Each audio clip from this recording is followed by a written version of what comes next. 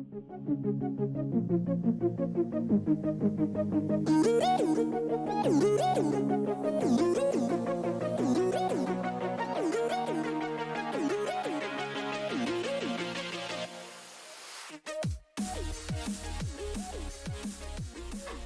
everyone, and welcome back to the Zone Blitz. It's a special signing day episode here.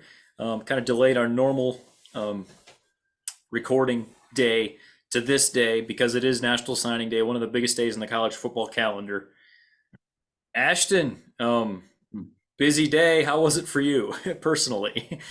Oh yeah, for me personally, it was a good day. For Georgia had I'm a Georgia fan, obviously. Right. Everyone out there probably knows this, but it was very non-dramatic for Georgia. Most of Georgia's class, truthfully, is already practicing with them. So they're already doing their early enrollees and they're already practicing with the team.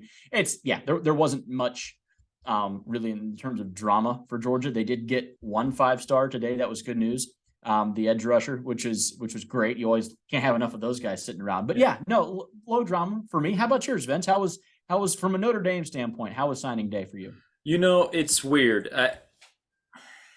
I heard someone say that this year's Notre Dame class is somehow simultaneously the most exciting and the most disappointing we've had in 12 years or whatever. Because it is slightly better than any of Brian Kelly's classes at Notre Dame. It's a clear step up. I think 83% blue chip ratio, something like that. Mm-hmm. But today they did lose Peyton Bowen, the 5-star safety, number 2 safety in the country. And then they lost Jaden Lamar, a low 4-star running back. That wasn't really seen as a loss. But yeah, Peyton Bowen was definitely. We'll talk more about that whole situation later. Sure. Look at it this way: if I was a neutral fan, I would have found it to be very fascinating. Okay, I did. Yeah, I was a neutral fan, and I did find it quite fascinating. It's ongoing, by the way. So he has not signed anywhere. So even though committed to another school, he has not actually signed his LOI. So yeah, we don't actually know yet. That could. Maybe we should just jump right into that. About a year ago, he committed to Notre Dame, and has been committed ever since. This morning, so for the last week, there's been a lot of talk about Oklahoma getting back in it. He's from there. His high school coaching staff preferred Oklahoma by all accounts. His girlfriend is going to Oklahoma, I think on a soccer scholarship or something. And there was also reports that his dad was pushing for Oregon and his mom liked Notre Dame. So you have the classic situation with a high school senior being pulled in many different directions. Sure. And today, they finally said, there's going to be an announcement ceremony. And there was no Oklahoma hat on the table. So that was a little weird. They were kind of the one that had the most talk. A lot of people thought it was going to be Oklahoma. I mean, you had crystal balls coming in for them just yesterday. But anyway, he first grabs his Notre Dame hat, puts it on his head, pauses. I think he said it doesn't quite feel right or something, and so he sets it down and puts on the Oregon hat, and so he has his dad on one side of him, his mom on the other side. His dad, there's tweets going around with their reactions. His dad has this smile of glee on his face, just saying, "I'm about to be rich," and his mom is covering her face with her hands. She was, you could see the joy when he grabbed the Notre Dame hat. She was super excited, and then he puts it down, grabs the Oregon hat, and it was all she could do to. I think she was even tearing up. But anyway, it was the room even kind of exploded a little bit when he chose Notre Dame. There was a lot of clapping, and he almost had to tell everyone to be quiet. Yeah. And then he puts on the Oregon hat, and then a couple people clap. It was just, the whole thing was, and you already told the rest of it. Apparently he actually did sign the letter of intent, but he didn't send it to Oregon. so and there's been reports that Notre Dame is still in contact with him. Yes. So as well as Oklahoma. Yeah, as well as some late Oklahoma buzz, by the way. So very weird. He's going somewhere, and he's currently committed to Oregon, but Oregon could be the least likely of the three to actually get the facts. So, by the way, that's fun. he's an early enrollee, so it's not like he can just put this off till the February signing day. Right, Like right. he's going to college in like 2 weeks. I know. He's like packing his bags. He needs to get a ticket somewhere. He's just not sure where yet. Apparently, he said like afterward, like when they started the ceremony, he hadn't made up his mind yet. Like, oh no, I know. He's like, he said, up until I picked up the hats, I didn't know what I was going to do. And it's like, dude, yeah. what? You didn't like, so he goes and he's like, literally puts the Notre Dame hat on and is like, I don't think so. And I'm going to put Oregon on. And then apparently he's not feeling that either. Hey, wild. There might be a couple of more twists in that. We're recording this is 8:30 Eastern. So he actually still does have time to, do. There's 2 more days in the early signing period too. Right. Before we conclude this podcast, we may actually have news on it. We will certainly refresh Twitter before we get off. Anyway, is Oregon the story of the day for you, Ashton? Because there was a lot of other stuff going on with them. I think they have to be. I mean, what a class, huh? Like when you have, like you look at what Lanning has done there, and he's in the same conference right now with Lincoln Riley, who, like, we expected this from USC. That's what we expected. USC to be coming in, flipping guys late. Skill guys, like they're gonna land finally get some good edge rushers. That's what we thought. Even like Mateo Yundele, who was, a 5-star edge. We even like this morning, we still thought that he was going to USC. Today he had commits and actually signs with Oregon, so he will be going to Eugene. Like stuff like that is that makes Oregon the story of the day. I think. They're certainly the signing day winner. There's no doubt. They're the signing day winner. They went up a couple of spots. I think they were 13 or 14 this morning. And you have to check. It's always ongoing. Right now they're at 7. So great day for them. If they can pull off Peyton Bowen, we talked about it, hasn't signed yet. And then the receiver, the 5-star receiver, also has not signed yet, even though like supposed to be signing. So they're still waiting on 2 faxes from 2 5-stars, actually, a 5-star receiver and a 5-star safety. That, their class doesn't look nearly as good if they don't get those, and they're still waiting on both of them. Right. They also, No, I was just going to say, like, so in the last week, they lost Dante Moore to UCLA. So today they went ahead and apparently dropped the bag on Austin Novosad, who's been committed to Baylor for a long time, the number 10 quarterback in the country. This summer, Ohio State and Notre Dame were both trying to flip him. And he was like, no, I'm gonna hold fast to my commitment to Baylor. Right. And there's all these stories going on about how commendable it was and good for Austin Novosad. And then on National Signing Day, he accepts the bag and signs with Oregon.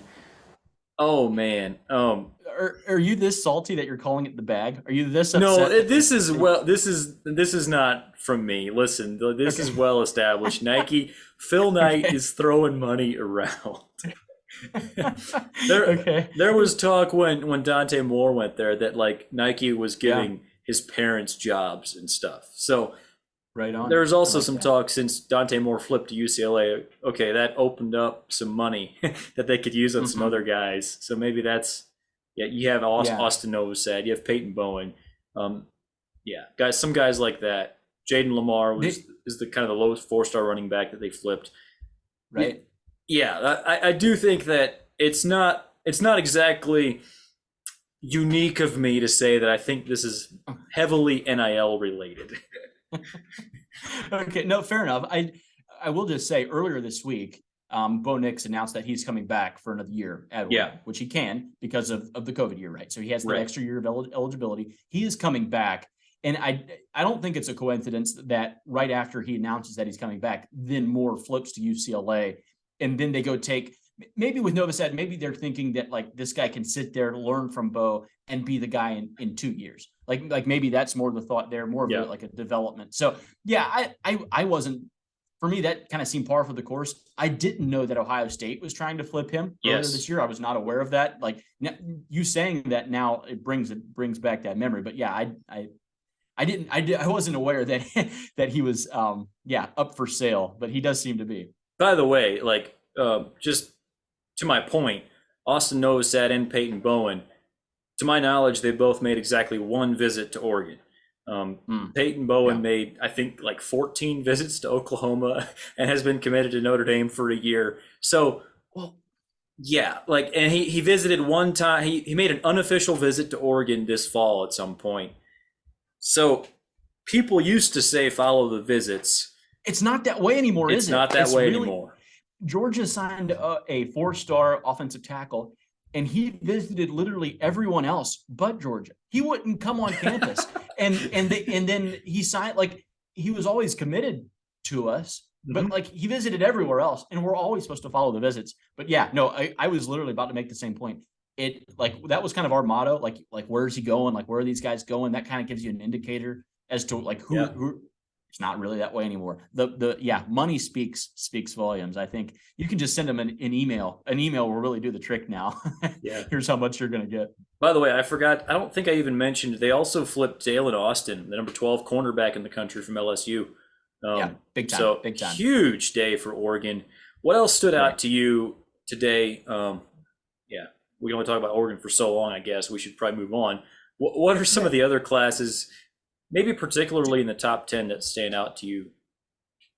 Okay. The Oklahoma's ability to stay in the top 10, I think, was interesting. The ability to keep Jackson Arnold, like the all Mr. Everything 5-star quarterback, was big. Like he signed, he's there. That was interesting. Miami's always going to be a bit of an outlier, right? Because, I mean, look at the top 5. We have Alabama, Georgia, Texas, Ohio State, and Miami. Like that, they didn't really fit in there, like they don't really fit in the top 5, but they are there, even though they're still waiting on a letter from Cormani McClain, which that may not be coming. That might be a shocker there. They might not get that one. Jackson State smoke there a little bit, maybe. Yeah, well, I'm Colorado. Colorado. He's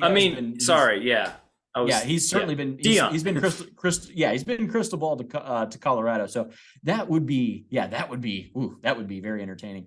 It would. Outside the top 10, 2 classes I think that really intrigued me was USC at 15. I think they should be higher. I'll just be really honest. They should be higher than that. They're the West Coast team. Remember how when Lincoln Riley went there, he was supposed to be doing what Oregon did today, and he's not. They're at 15. They're behind Penn State, Florida, Clemson, Tennessee, and Oregon. That's the big one. Like that's the team that they're competing with for. But yeah, Uiagalelei, like these 5-star guys, they didn't get it. That one stood out to me. And then Auburn snuck into the top 20. Auburn was low just like 3 days ago. True. And they were able to flip a number of guys. Hugh Freeze, I mean, quickly, he got a couple of 4-stars on board that he flipped away today. I think that's really good. He got Kayan Lee, the cornerback that was committed to Ohio State, the 4-star. He was also committed to Georgia at one point. He ends up signing with Auburn. Yeah, they did some real work late. The last couple of days, I thought that was really big for them to get into the top 20. And yeah, good start. Really good start for Hugh Freeze. I will say that. I just want to make one comment on the Kayan Lee flipping from Ohio State. I don't know if you saw what Ryan Day said about how people used to not recruit committed players, and now they are, apparently. So you realize, like, this was not pointed out originally by me, but Ryan Day used to work for Urban Meyer, and Urban Meyer very notoriously was the guy who broke the Big Ten's unwritten rule that you don't recruit committed players for other from other Big Ten schools. Like that was Urban Meyer that did that. Ryan Day worked for Urban Meyer. This has been a thing for a long time. It's no longer 1953. At no point in Urban Meyer and in Ryan Day's career have teams not tried to recruit committed players. So it very much came across like sour grapes. And I think, and lest it sound like I'm hating on him because I don't like Ohio State fans were also very upset with him today. Just saying. Really? I didn't hear. Yeah, I didn't know that. The whole hand wringing or whatever that goes on there with anyone from that Ohio State program, they brought that whole mentality to the Big Ten. Like that was them that introduced that to the Big Ten. So spare me with all the antics. He made a couple of things, just like comments about how like NIL, Ohio State actually kind of lost today. I don't know if you could call them a loser, but they didn't win. Like there's no doubt that they won. Georgia was able to take kind of that edge rusher away from that 5-star edge that they were hoping to get. Ohio State needs to get some NIL stuff figured out for sure. That's probably what kept them from getting Damon Wilson, the edge rusher there. They lost some guys. That's just the truth of it. They lost some guys, and it's okay for Ohio State fans to be a little bit miffed. I don't know if at the coach, but certainly at the organization, because they're not keeping up right now with Texas, Alabama or Georgia for sure. Yeah. Let's talk about Alabama just a little bit. We have to. We kind of have to. For the 10th time in 13 years, I believe, they have the number 1 class in the country, and it's really impressive. Just looking through it, they got a couple more 5-stars today. They have the number 1 safety in the country, the number 1 edge in the country, the number 2 defensive lineman in the country, the number 3 edge in the country, 2 of the top 4 running backs in the country. A 5-star offensive tackle, Caden Proctor, who they flipped from Iowa. It's a loaded class. Their 3rd best edge in their class is the number 8 edge in the country. Yeah, no, they're very close to where A&M was last year. Very close. Like the numbers wise, there's not much difference there. Remember, like we had this exact same podcast a year ago where we were talking about A&M and like all the edge rushers that they had and all these guys. This class from Alabama is really close to that. Caleb Downs is an NFL player. Maybe next year, as soon as next year, he'll be an NFL player. Like he's going to just be playing at Alabama for a couple of years. So like that guy's a stud. He really is. Keon Keeley's like the number 1 edge in the country. We talked about him. Yeah. The flip of Proctor from Iowa, that has to be just a gut punch if you're an Iowa fan, because like that was made for you. I mean, the guy's from Iowa. He just won a state championship for in Iowa high school football. Yep. The number 2 offensive tackle in the nation. That last minute flip to Alabama has to really hurt. Like that has to stink because they're like you can't replace him. So you hate that for those guys. But Alabama. I think we said even last week, like someone forgot to tell the recruits that Alabama is not very good anymore because it's working out for them. Nick Saban confirmed not done yet. Yeah, for sure. That it is interesting to me when you look kind of through the rankings a little bit. It feels like Alabama and Georgia, they're kind of pretty much where they have been. Yeah. But if you go past that, it feels like our depth kind of in the next tier is a lot. It is better than it used to be. I like looking at the average player rating, which 24/7 has, and 92 would kind of be considered like if you're 92 and above, that's a really talented class. Typically, I would say there's been 4 classes a year that have reached that, something like that. This year, counting through it right now, I see 5, 6, 7, 8.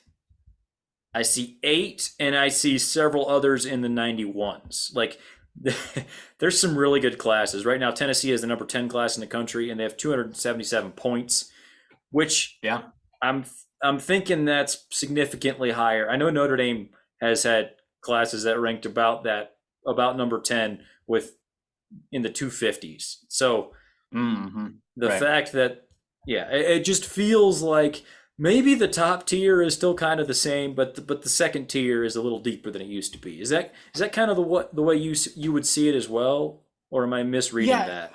No, I think so. NIL has helped. It's been a game changer. Like we can all accept the fact that NIL has changed the game in some ways, and I think it's enabled teams certainly like Miami and Texas, like teams that are willing to go spend. And the results on the field for Texas and Miami, like you'll never be able to recruit in a top 5 level with that alone. But when you throw all of that with the incredible game day vibe that they have, and then the NIL, that's what's able to get, like, that's what Texas and Miami are using to get up into the top 5.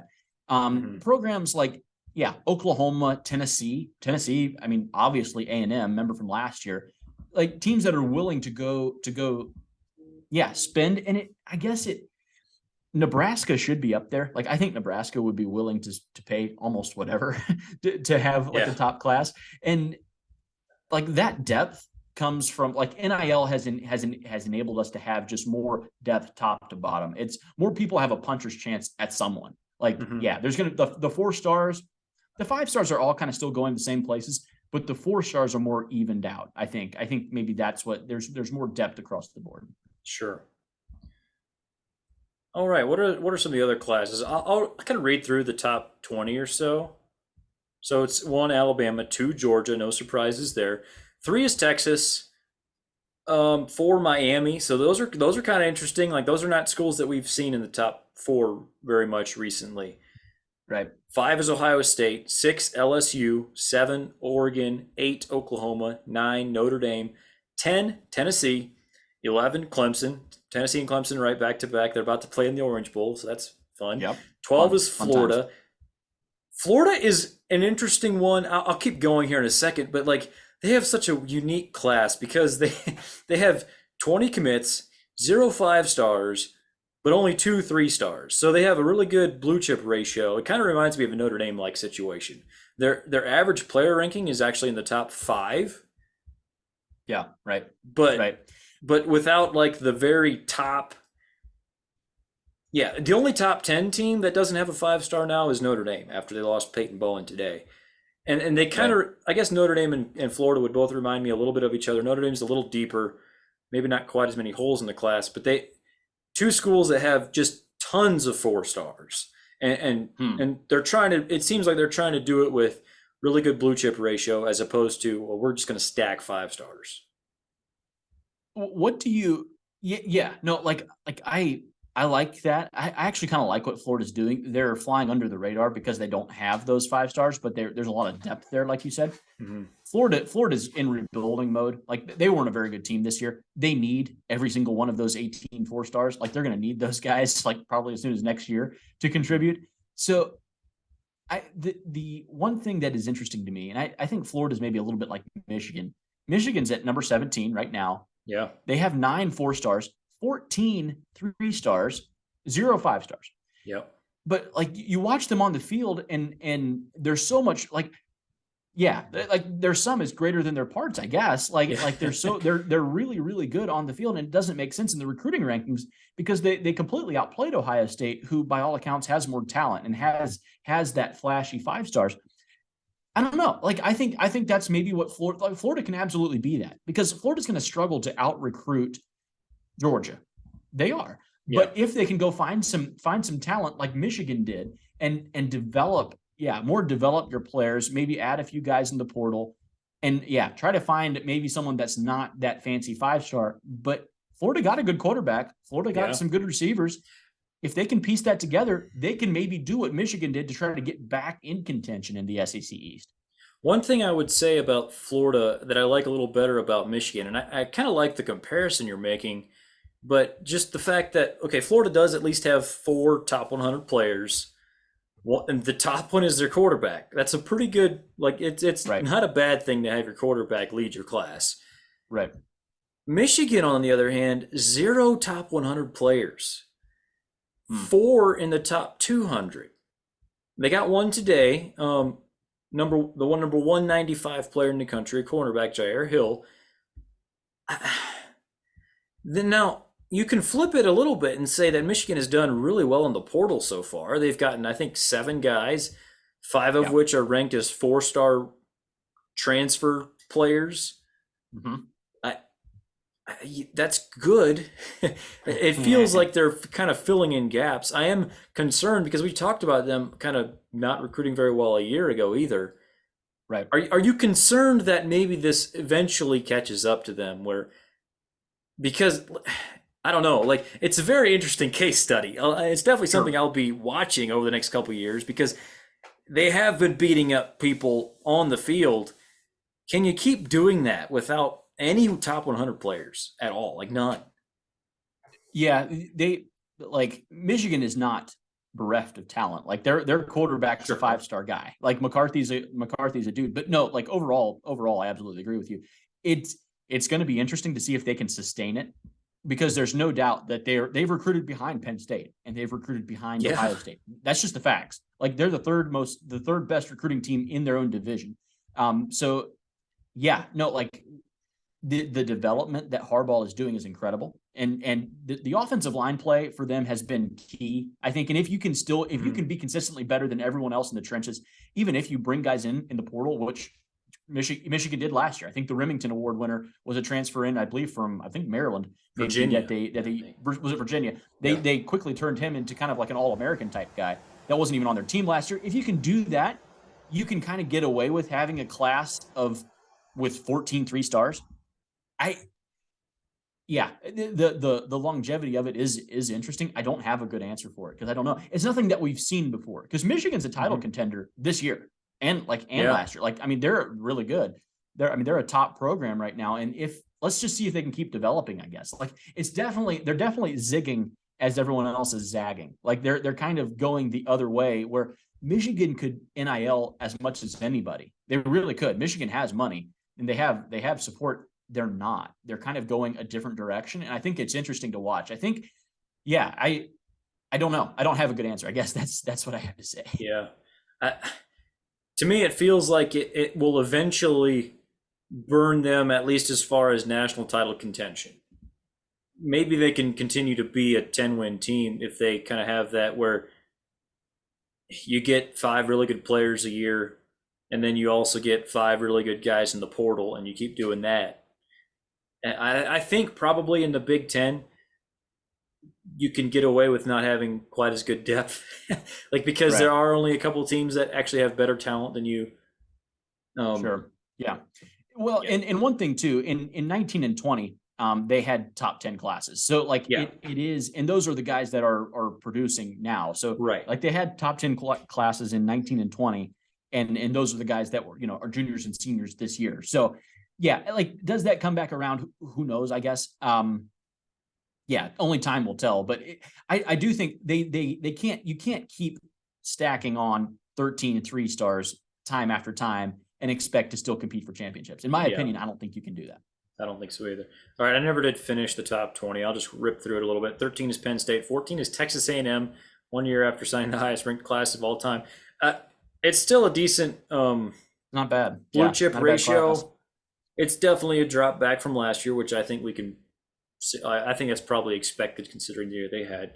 15 is USC. You mentioned them before a little bit. 16 is South Carolina, which good for South Carolina. 17 Michigan. 18 TCU. I also think that's got to be the highest TCU has been in a while. 19 Auburn and 20 Florida State. So, does anything from that jump out to you? It's interesting to me that you see teams like South Carolina and TCU and even Auburn ahead of Florida State. Yeah, maybe. I don't know. Florida State has to develop still. I really think that Norvell more has to catch them up from a program standpoint. Like Auburn's kind of ready-made, like South Carolina's a little bit more ready-made. Florida, when Jimbo left for reasons. And he felt like he didn't have the proper support that he needed to succeed anymore, or that it was lacking, as I guess that's what he felt. So he went to A&M where they have more money than God, I guess. So Florida State's still catching up. I think they, more from a program standpoint, but they did go 9-3 last year. They had a really good year. They brought in a 5-star receiver this year that Deion was actually talking to today. Deion Sanders was trying to flip another 5-star away from Florida State. And they were able to keep him. And good for them. TCU their class is good. They're at 18, but their transfer class is even better. They have done really well in the portal. TCU has weapons. They really do have some weapons. Who knows what that team will look like next year, but Sonny Dykes at the very least has a lot of really, really good momentum. South Carolina, you talked about, Shane Beamer, kind of the same way. A lot of really strong momentum. The wins the last 2 weeks of the regular season, they beat Tennessee, blew them out, and they beat Clemson. Huge wins. If you throw in this good recruiting class, South Carolina is going to be a force. They definitely have the ability to recruit at the top level. Yeah. Anything else stand out to you from a recruiting standpoint, or should we move on to the portal? I think let's go into the portal. Yeah, we'll refresh Twitter again before we sign off. Let's go into the portal. So just the portal, I'll kind of run through some of the notable things. I'm going through the 24/7 Sports' player rankings. They rank all the players in the portal. I'll just kind of run through them, maybe especially picking out some quarterbacks. Ernest Hausman, a linebacker from Nebraska, is going to Michigan. One of those players that Michigan is trying to build around. Devin Leary, maybe the biggest name and maybe the biggest quarterback name at least in the portal, goes from NC State to Kentucky. What that was a little weird to me. Yeah. I figured there would be some bigger names. That said, no one has money like the lower tier SEC teams that are trying to get up there, right? I mean, yeah, you're not wrong.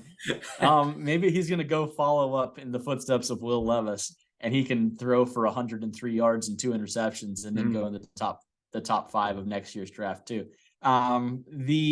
That was interesting. Devin Leary, I thought he could have went anywhere. I thought Devin Leary could have sneaky went to like Ohio State, right? After CJ Stroud. Stroud's going to leave, right?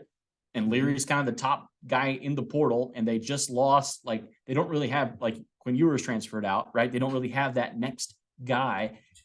That's where I thought he was going to go, and he's not. Huge get for Kentucky, by the way. That's really big for Kentucky. Kentucky has receivers. They've got some decent receivers there. We'll see what they do with the offense. It's been rumored that they're actually going to go get their offensive coordinator again from last year. Liam Cohen, from the Rams. Liam Cohen, and right. He was with the Rams this year. It's rumored that he may be headed back there. I don't have anything to confirm that, but if you can open that offense up a little bit, I think that would be really fun. Grayson McCall is the name that that's the guy that I'm still watching, because he's just sitting out there. He's a really, really good dual threat quarterback, Coastal Carolina. He's a lot of experience, but he's still a fairly young guy. Like, he's I don't know where he's going to go. I thought he was tailor-made for Auburn. I really did. Not going to Auburn, it doesn't look like.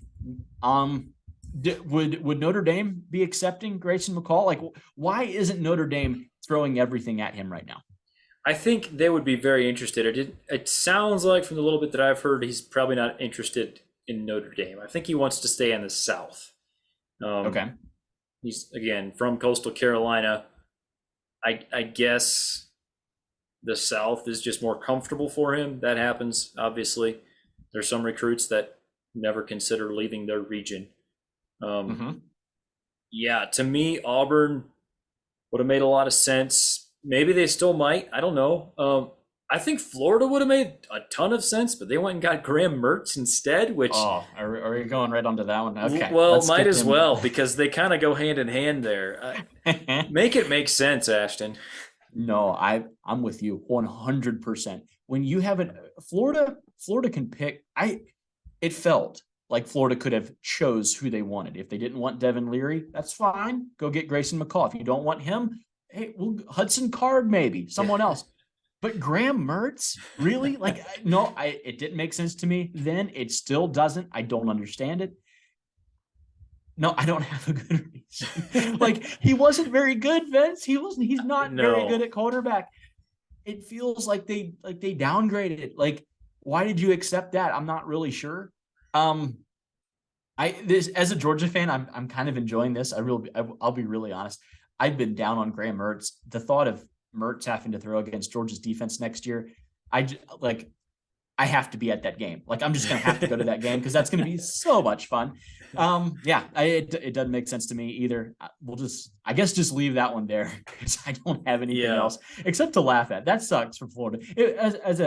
I know a lot of Florida fans out there, and that's rough. That's not what you were hoping to see at all. Yeah.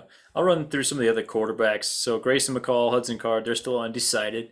Colin Schley, the Kent State quarterback, is going to UCLA. Big for them. Shedeur Sanders, Deion's son, going with him to Colorado. DJ Uiagalelei, no decision yet. I saw he got a crystal ball to Hawaii, which would be interesting. To me, it feels like he should be able to land at a Power 5 somewhere. Someone surely will fall in love with that, with the big arm and the potential. I mean, if you're Florida, wouldn't he make a ton of more sense than Graham Mertz? Maybe not. Absolutely. No, absolutely, dude. Like, that could actually work. You kind of get him into a little bit more of a, try to get him active a little bit more, help him lose a few pounds, and then help him then run, actually get out and run. I agree completely. Okay, moving on down the line, a quarterbacks. Brennan Armstrong still undecided. Luke Altmaier, that would be an interesting name to me. Yep. Jeff Yep. Sims going from Georgia Tech to Nebraska. I Yeah. think that's interesting for what Nebraska can be in year one with Matt Rule. They're obviously looking towards the future, and I think have their sights set. And by the way, we should have mentioned this since our last podcast. Dylan Raiola, the number one quarterback in the class of 24, has decommitted from Ohio State. Right. His uncle, I believe, is a coach at Nebraska, and there's a lot of smoke there. I That's right. personally would kind of love to see that. That would feel like more of a leveling the playing field a little bit, bringing up some of the lower teams up to the one of the top three tiers a little bit. I'm serious. Nebraska's a sleeping giant, low key. Yeah. Like you're not gonna. I will always believe that they definitely have the money to compete. It's NIL. I've said it. I said it last year. I thought they should have jumped all over it. If you can get Matt Rule with with that program that he brings, Nebraska is scary. Yeah. Kyron Drones, talented Baylor backup going to Virginia Tech. Blake Hornsby, still undecided. What else is notable here? Spencer Sanders and Keaton Slovis are still out there. Yeah. Cade McNamara, I think we mentioned already. He went to Iowa. Drew Pine from Notre Dame committed to Arizona State, which was actually I was pleasantly surprised for his sake that he was able to find a spot that decent. I thought maybe he'd have to go to the G5. Good for Drew Pine. We mentioned Graham Mertz. Not a whole lot else. Haynes King went to Georgia Tech, obviously well known as the Texas A&M quarterback. And then maybe the last notable one, Jack Tuttle, transfers from Indiana to Michigan. Definitely will be a backup there. Yes. Any other player, or maybe before we move on to other positions, are there any of those that stand out to you? No, not really. I just the ones at the top that we mentioned, I think are worth just kind of going over again. Just how good, like Grayson McCall for me is that guy. Like I think he could really be all of that. And yeah, whoever gets him, that's the team to watch. Like if whoever gets McCall, because he's kind of always had that talent, but at Coastal he wasn't surrounded by other guys. But you get him with a lot of elite athletes, a good offensive line, some good receivers. At a big time program, I think he's dangerous. I really do. I think that's the guy to watch for me. Yeah. Some other names: Jaheim Bell, the South Carolina tight end / running back, just offensive weapon, transferring to Florida State. So that's a good get for them. Ladarius Henderson, one of the guys going to Michigan. Some people are pretty excited about him. Interior offensive lineman. Let's see if there's any others that stand out. The A&M defensive lineman Tunmise Adeleye. I don't know if I'm saying that correctly. We've talked about him a lot as a recruit before. I'm going to Michigan State. So big deal for them. Any others that are standing out to you that you see? The interesting ones were the A&M, like the A&M decommits and where they go. Yeah. There's a number of them. I think Chris Marshall, the 5-star receiver from last year. Yeah. Last year's class didn't play much at A&M. He's 100% crystal ball to TCU right now. Wow. That's a stud. Like that's a guy, if you can get him. JoJo Earl, you remember the receiver from Alabama that really the speedster for Alabama. He is at TCU already, or has already declared for them. Tommy Brockmeyer, sorry, the former 5-star offensive tackle for Alabama, goes to TCU. I don't know if you're noticing trend there. They're doing really well. They're maybe not just a ton of numbers, but the quality there is incredible. Justin Flo, the former 5-star linebacker for Oregon, goes to Arizona. Didn't really make sense. Georgia also had a defensive tackle that actually got a little bit of playing time that transfers to Arizona as well. So Arizona, a little bit of noise there for Arizona. I thought that was interesting. Yeah. Like other than that, pretty much what we had talked about. Trayshawn Holden, the Alabama receiver, the highly rated receiver, goes to Oregon. Yeah, I don't know. I think the portal, in a lot of ways, there's some guys that the depth that Alabama had, they're going to lose some. Like you see like Earl and Trayshawn Holden, like they're going to schools where maybe they can play now. Like in Holden's case, he gets to go to Oregon and play with Bo Nix his first year. He'll probably start. And like he's going to have good numbers. Like you can kind of expect that. So yeah, in that way, the portal is kind of evening things out. but again, Alabama's proving to you that they're going to be just fine. Alabama will probably go and get a really good guy in the portal. Something to watch. Who's going to start for Alabama next year if Bryce Young leaves?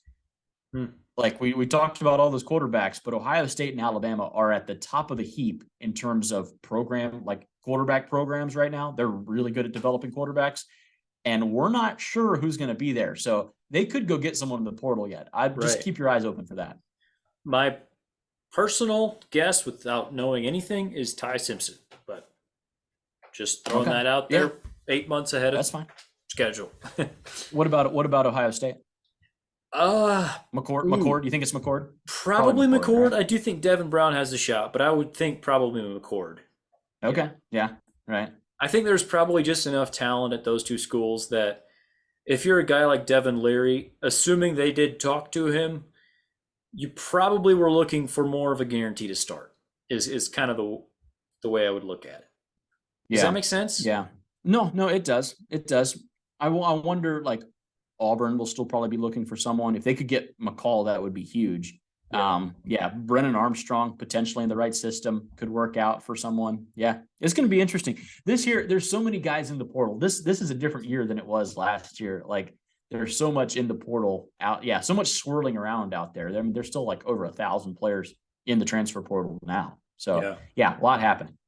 I should mention one of the bigger pieces of news that was someone saying they're not going to the portal was Michael Pratt, the Tulane quarterback.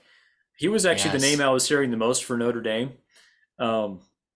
So take that as you will, but maybe some tampering, who knows? But he came out and announced that he is not going to be going to the portal. He's coming back to Tulane next year, which, I mean, good for him as a neutral fan. I think that's kind of cool.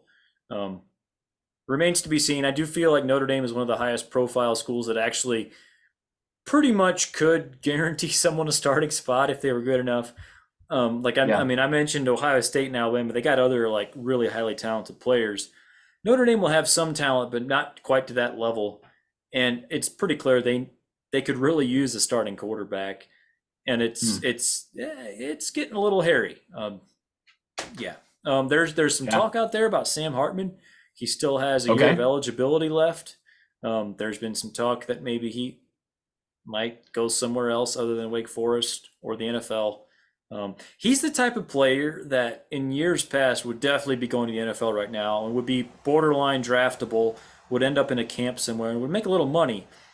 But with NIL, he'll make a lot more money, I think, this next year playing in college for his 6th year than if he'd go to the NFL and be a third stringer.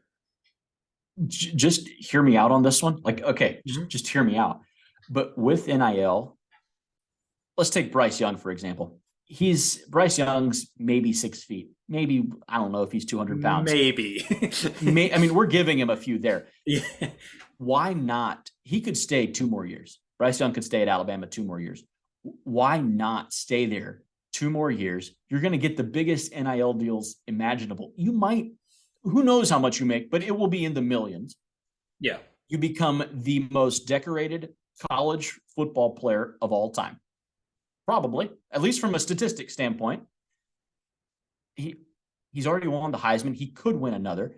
You leave after that, and who knows what you do in the NFL. You might do well, you might not. Maybe he's just going to go and tear it up, and good for him. But why not stay there and just become the greatest to ever do it while making a lot of money in NIL? I'm serious. Just as a thought, why not? I think there's a world where that could happen theoretically. Yeah. If someone really liked playing college football. And like you mentioned, it's been already reported. I think he made 7 figures last year in NIL, so I'm sure he did this year again. Right.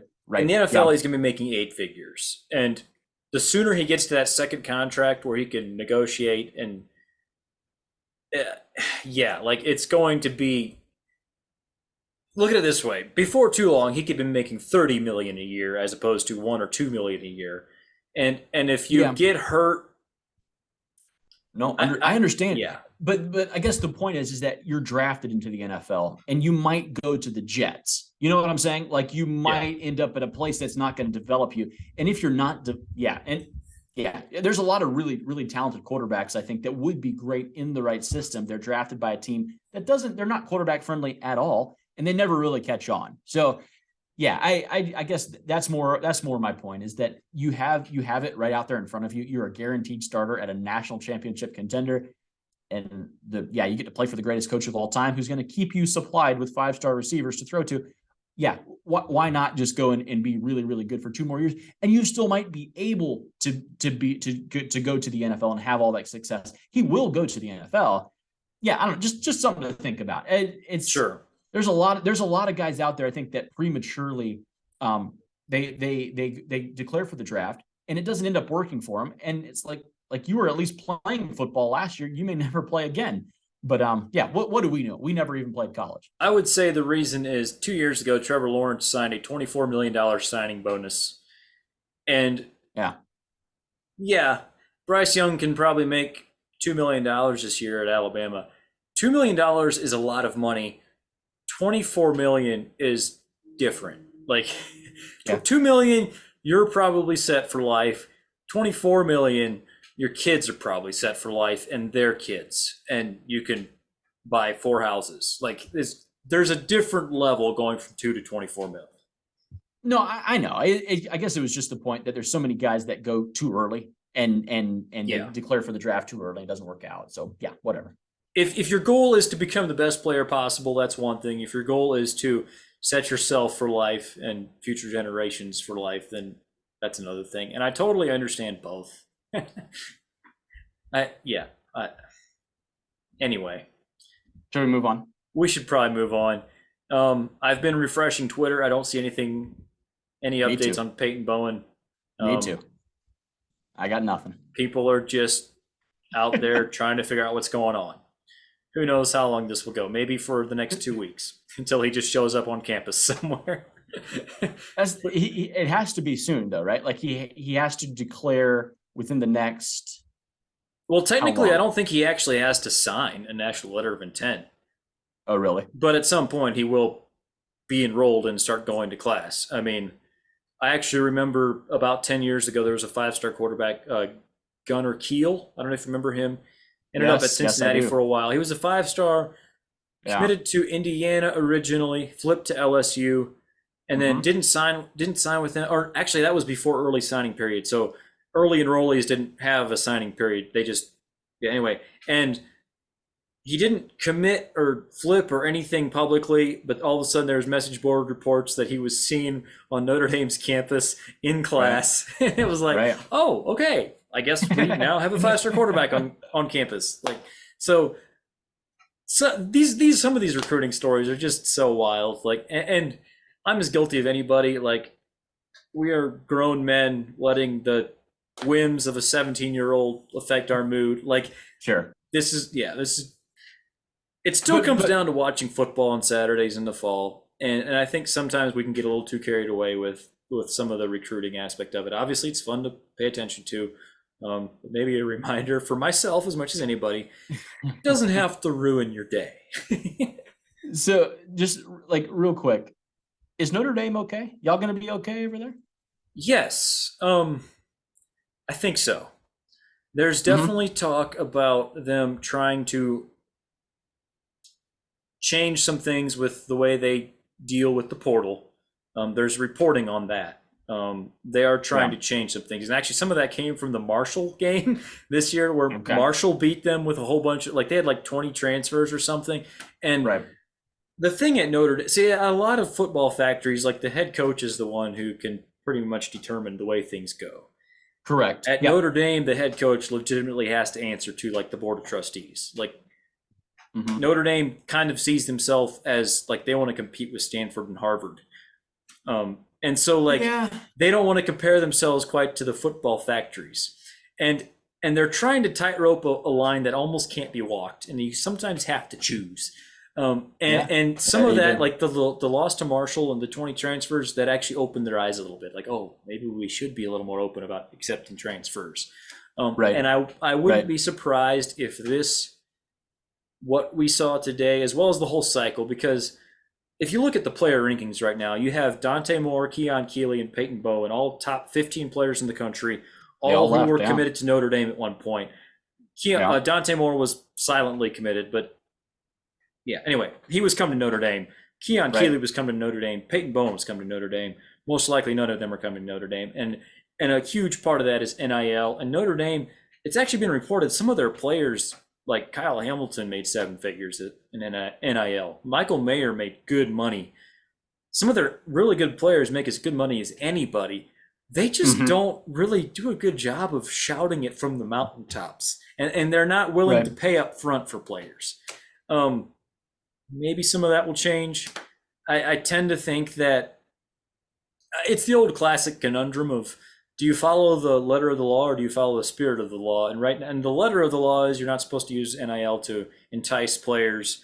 The spirit of the law is the NCAA is not enforcing crap. So you might as it's kind of like the speed limit is 55. Are you going to drive 64 or are you going to drive 55?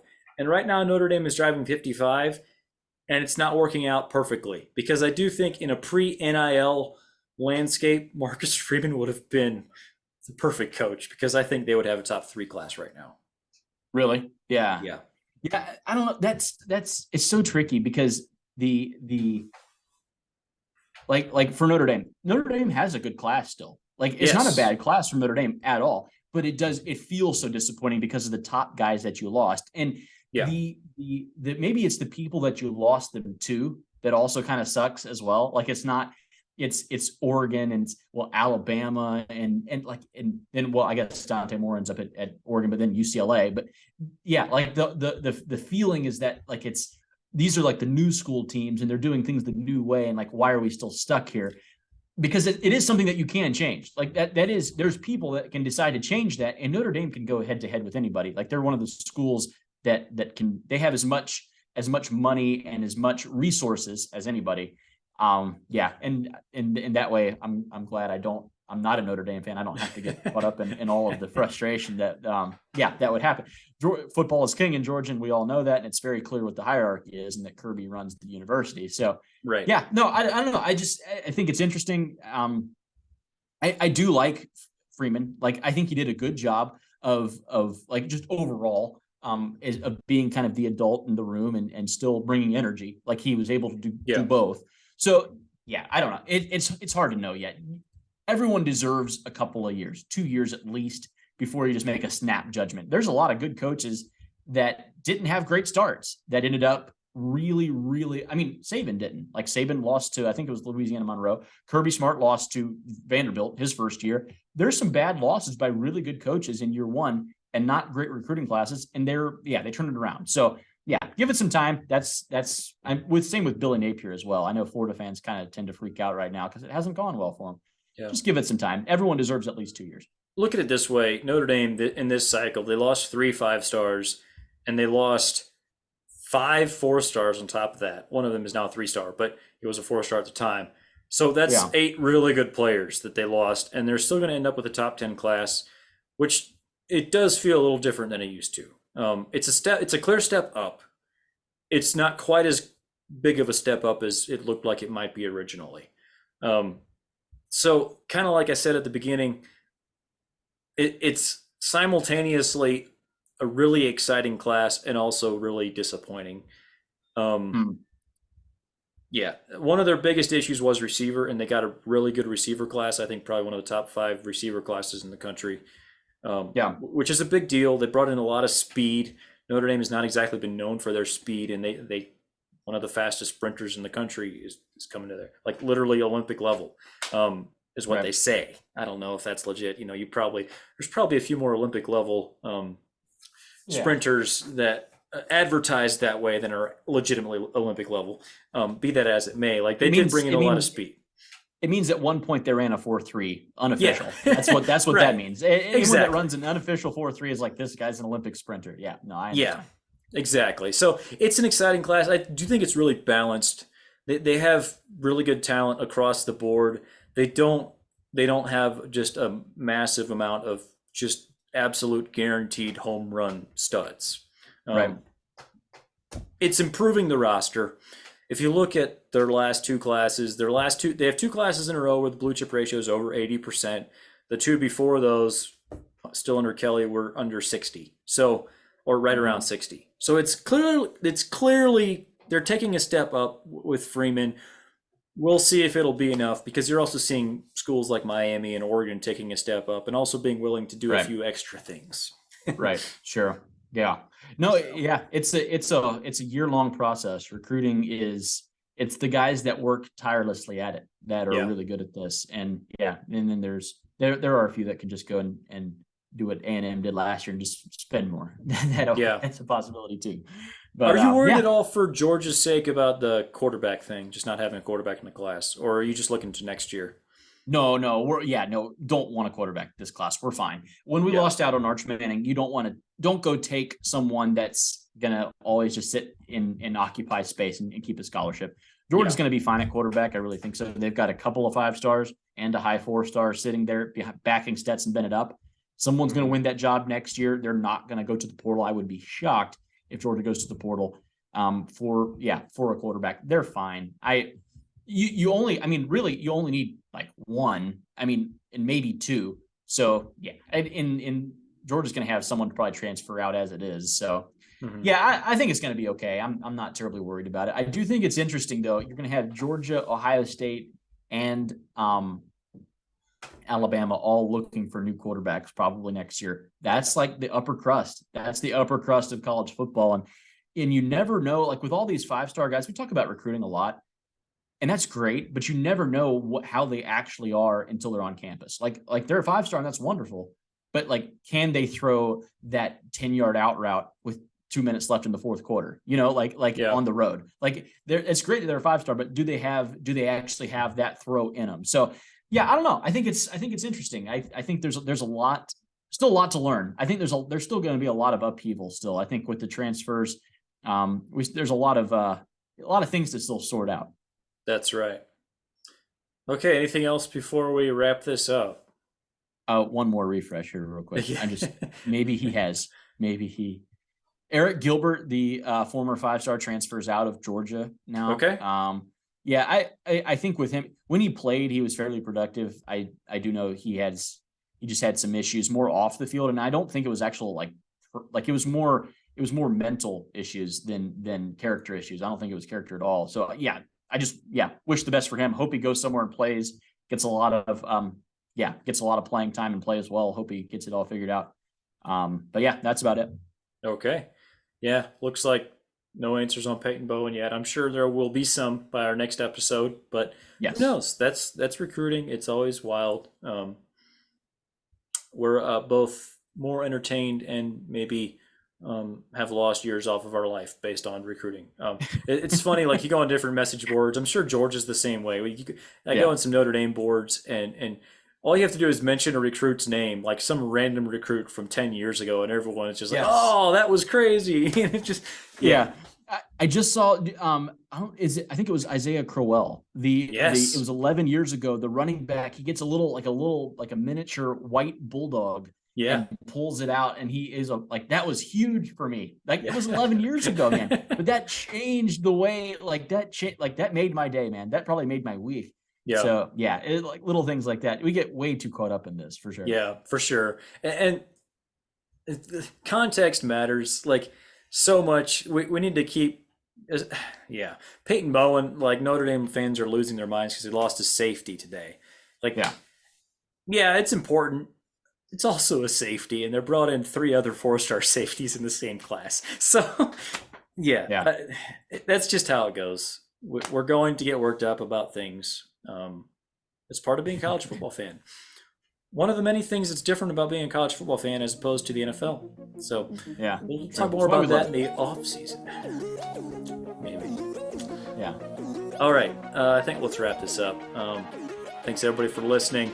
Have a great week. And God bless you all.